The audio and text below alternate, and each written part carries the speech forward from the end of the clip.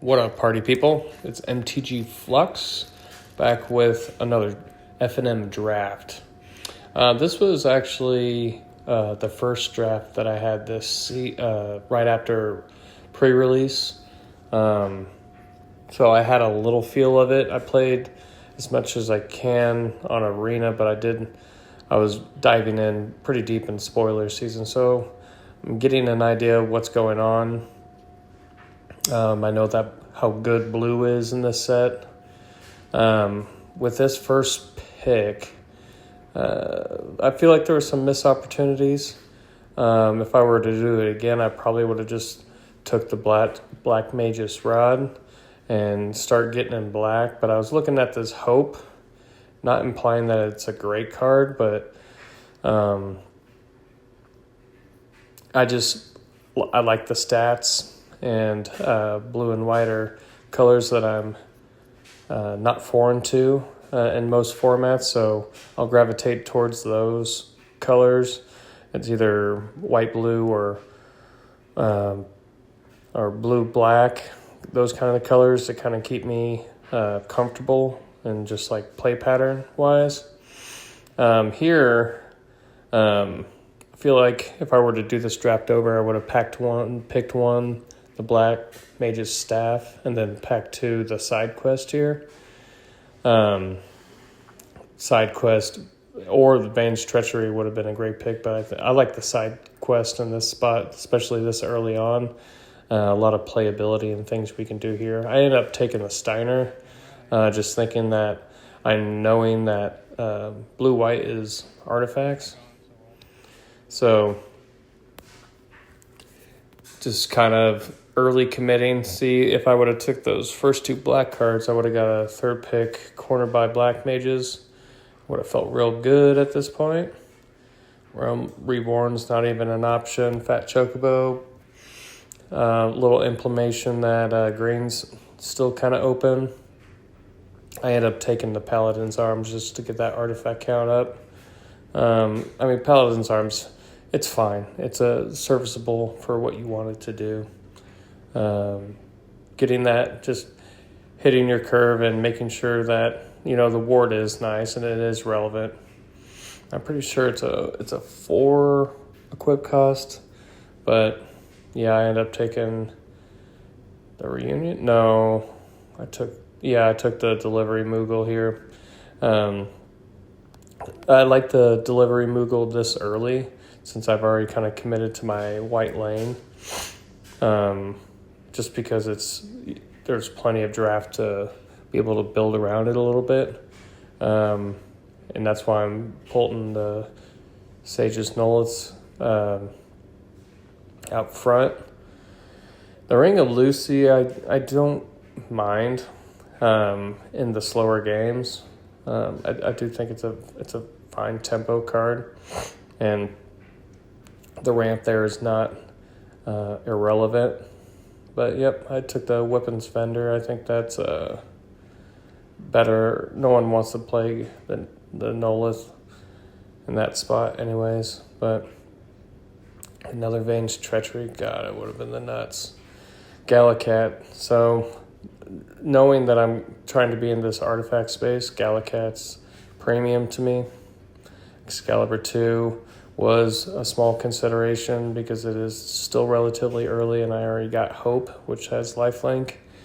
So there's some, if things were to go my way, I could get that kind of that life gain synergy because there are cards that will benefit from it. This was a 9-man pod. Again, I just love my 9-man pods, but I had one of my good friends sit next to me. He actually happened to be in blue-white as well, which is kind of expected this early. And I'm not seeing it because, this is the second Dovin's Veto that I've seen. And so I'm thinking I'm kind of safe, but because there are white and blue cards, more so white cards. Blue's drying up a little bit, but having the Dovin's Veto, I'm not thinking that he's like directly into. I was thinking that he was more black. He actually was Esper. I'm pretty sure this draft, but into my colors. And so blue wasn't flowing as much as I wanted to, but I knew that the archetype was still there. And if I was more white heavy, I'd be getting those white artifacts, which would have been sweet, you know. This is actually my first recording of these drafts, so I have a little tripod, so it's kind of jank until I can get better at the actual filming of these drafts. But yeah, the guy I played round one, he's a super sweat, and I actually enjoy him a lot. He's a good dude, but he gets super upset when he loses, and that just makes me want to beat him more. But I was able to get him on that game. I ended up going 3-0 in this draft. As I alluded to, I'm just sticking into the blue-white space, and it kind of takes it along the way. You know, I got a Steiner, which does get that payoff for those job select. I mean, I'm looking for white mages staffs, the Dragoon's Lance, and things like that, just to kind of keep the curve low and get my little payoffs with my Steiners, because more lifelink there. And that's just kind of the game plan of where I was at then. I like instant ramen here. The card, I can't help myself, but I'm just a sucker for a card that does something yet nothing. Withdrawing a card and gaining 3 life, like that's just things I like to do. I like to keep going through cards, maximizing, hitting what I really want to do to win games.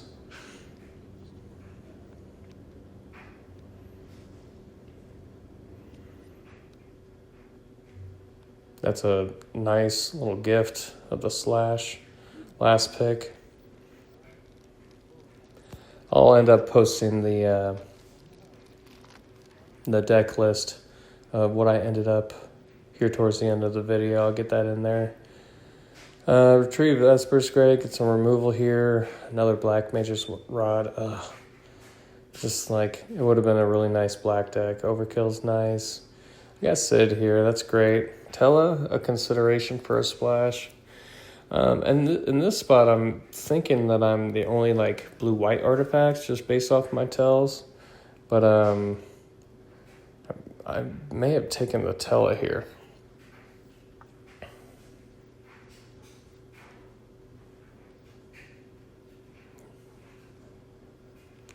Nope.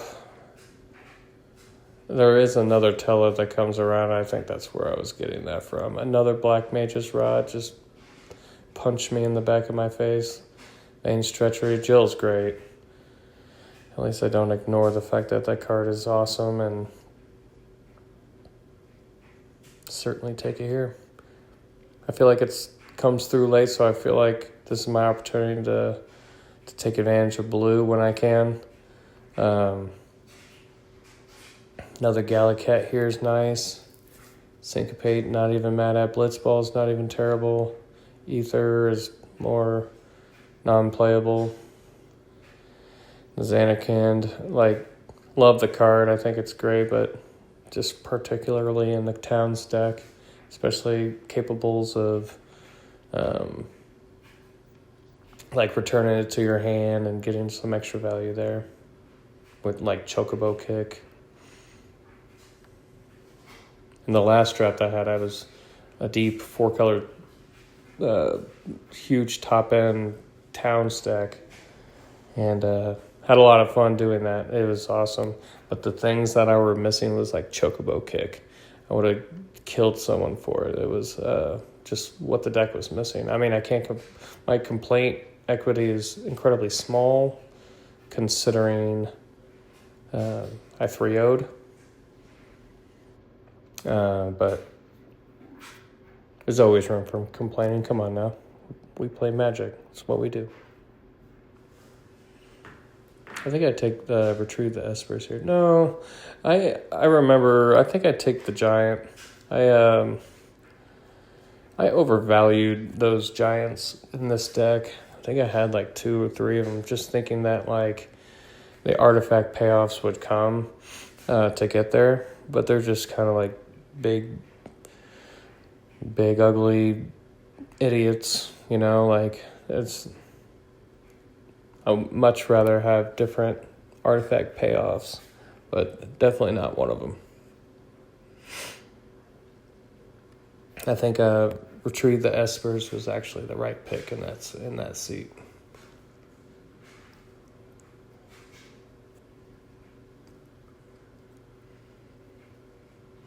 This particular draft had a lot of chatter in the draft just because a lot of us know each other. Here's the Tella that I consider. But it's a fun group of people that come in. I think there was 3 pods. So there's over 20 some odd people drafting.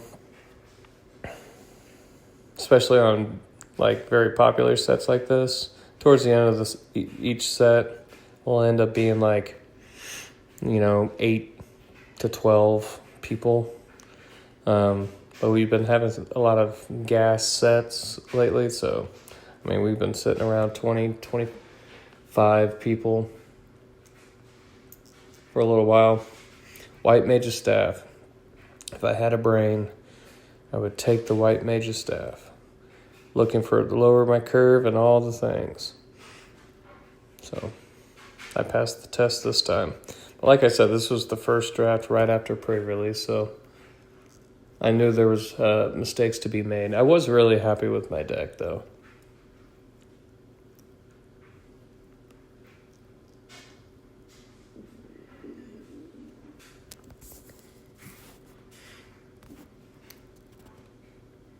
So definitely looking for more payoffs, like the 5/4 flyer artifact would be nice. Another Black Mage's Rod, just end me, please, for the love of God. Just rub it in my face. Oh, it's just terrible.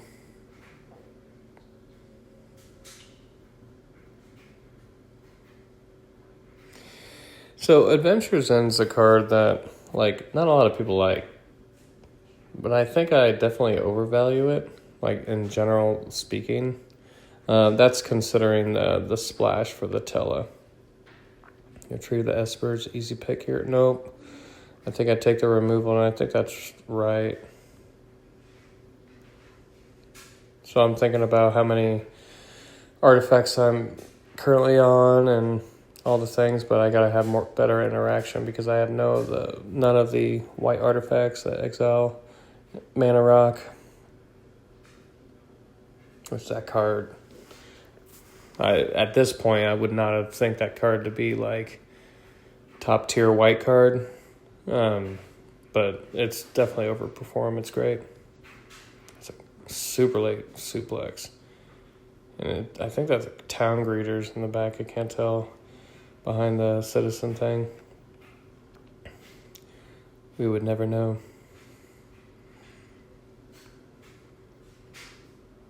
Yeah, I'm just picking some red cards, just seeing if Tella, if I get some big things going into Pack 3, what I should do.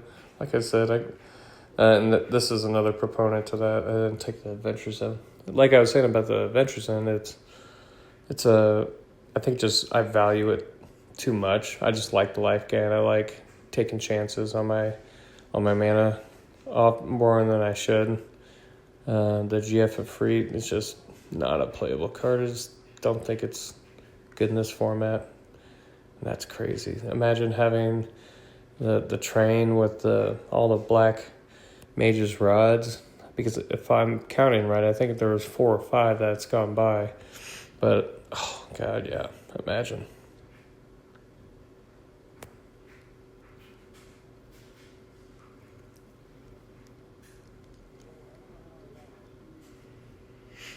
slowing up on the waiting for this third pack for everyone to finish up their packs. We don't like to stack them on one another, but there was some stacking on each other in this particular draft, so you're going to get like little pauses here and there.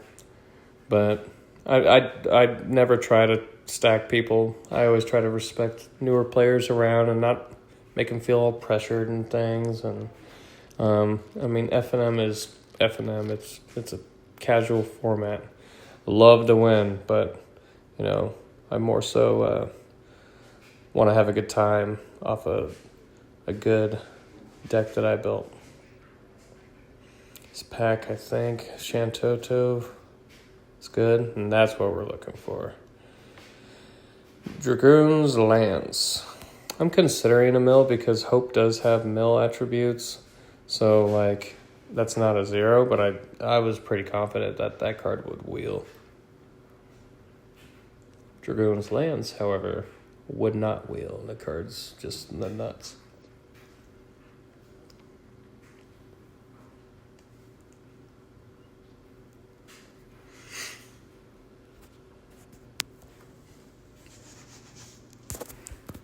Super excited to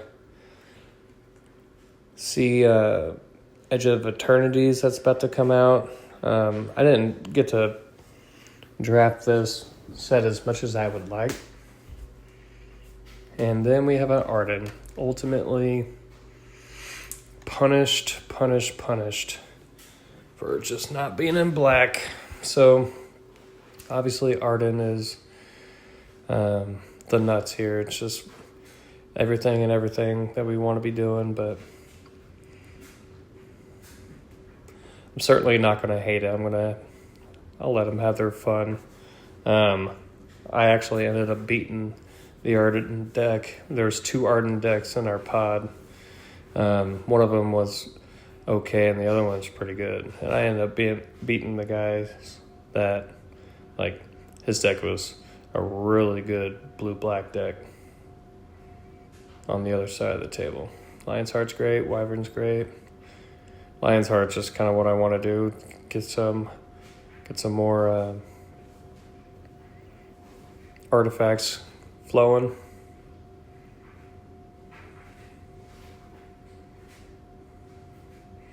Wyvern's not bad neither. Like if we're looking just to keep pressuring, the curve is getting lower, but Lionheart has just never been bad in my hand.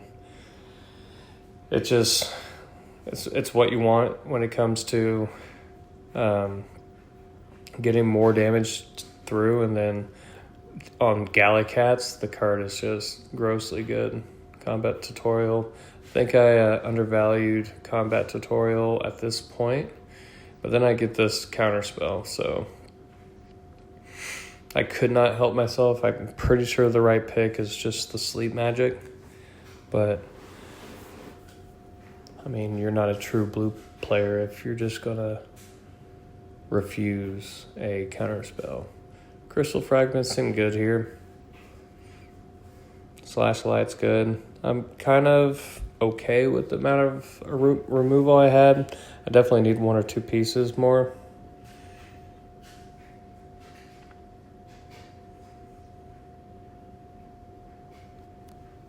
But the slashes are good in this kind of deck when I'm leaving equipment behind and trying to stay proactive in that space of just having leftover equipments with creatures and so on and so forth.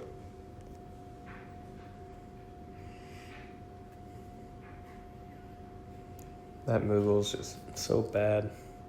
Not a fan. Pretty sure I'd take it though. Oh no, I think I'd take the airship for artifact count. But no, I don't even remember.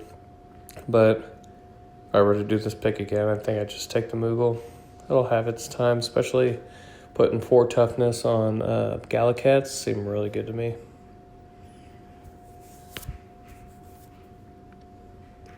Because ultimately the Gallicat game plan is what I'm looking to do. Giat.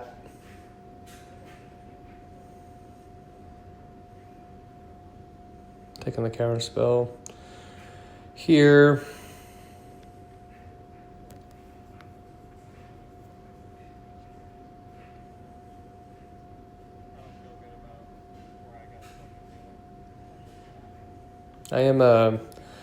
I will be able to get one more draft in before the next season or the Edge of Eternity set comes out. So I'll be able to get one more posted, keeping that mill plan alive. It's basically free at this point. I think there was a Blitzball maybe in there, but Blitzball is just not doing much for me. Shantoto, God, I just threw up in my mouth. Iron Giant because I'm an idiot and overvaluing that card. And 117 different Moogles.